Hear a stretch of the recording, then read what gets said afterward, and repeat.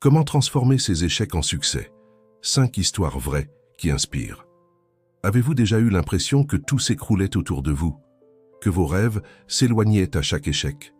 Aujourd'hui, je vais vous raconter 5 histoires extraordinaires de personnes qui ont transformé leurs plus grands échecs en succès phénoménaux. Des histoires qui vont peut-être changer votre vision de l'échec pour toujours. Imaginez être viré de la société que vous avez vous-même créée. C'est exactement ce qui est arrivé à Steve Jobs en 1985.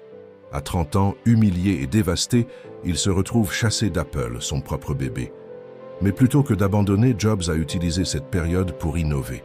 Il a créé Pixar, révolutionné l'animation. Et quand il est retourné chez Apple 12 ans plus tard, il a transformé une entreprise au bord de la faillite en la société la plus valorisée au monde. La leçon?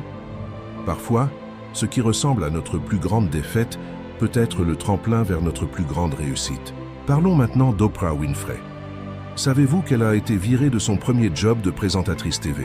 On lui a dit qu'elle était trop émotive et pas faite pour la télévision. Aujourd'hui, ces mêmes qualités qui lui ont valu d'être licenciée sont exactement ce qui a fait d'elle l'une des femmes les plus influentes au monde. Elle a transformé sa sensibilité en force, créant une connexion unique avec son public. J'ai une question pour vous. Que feriez-vous si vous receviez 12 refus d'affilée des plus grandes maisons d'édition? C'est ce qu'a vécu J.K. Rowling avant que Harry Potter ne devienne un phénomène mondial. Mère célibataire, vivant des aides sociales, elle écrivait dans des cafés car elle n'avait pas les moyens de chauffer son appartement. Aujourd'hui, sa série a vendu plus de 500 millions d'exemplaires. Elle nous montre que la persévérance peut transformer nos moments les plus sombres en lumière éblouissante. Walt Disney, lui, a été viré d'un journal parce qu'il manquait d'imagination et n'avait pas d'idées originales. Ironique, n'est-ce pas? Il a ensuite créé plusieurs entreprises qui ont fait faillite avant de fonder Disney. Son secret? Il considérait chaque échec comme une expérience d'apprentissage, pas comme une fin en soi. Et que dire de Thomas Edison? Il a échoué plus de 1000 fois avant de réussir à créer l'ampoule électrique.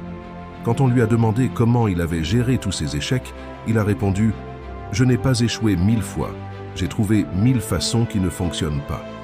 Cette réponse change tout, n'est-ce pas? Ces histoires nous enseignent des leçons cruciales.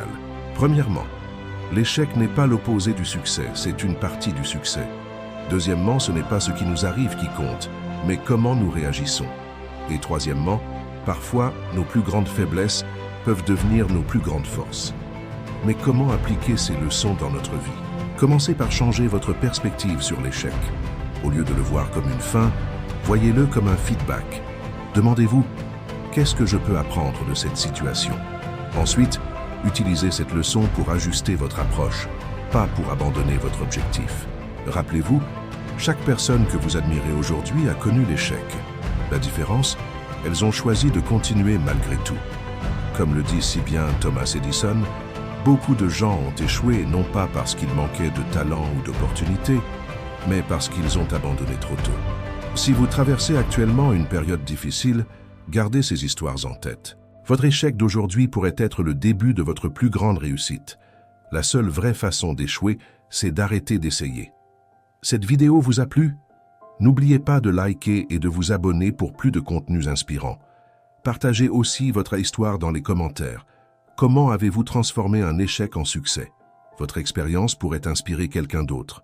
À très bientôt pour une nouvelle vidéo et rappelez-vous, ce n'est pas la chute qui compte, c'est la façon dont on se relève.